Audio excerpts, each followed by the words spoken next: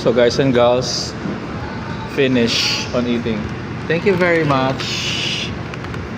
So I still have a takeout, 2 slices. Now I know what should I'm gonna order for the next coming days. Guys and girls, total satisfaction guaranteed. Thank you, Lord, for these blessings that you gave us. I'm full. Not too full, but I'm full. So I still have. See that, guys and girls?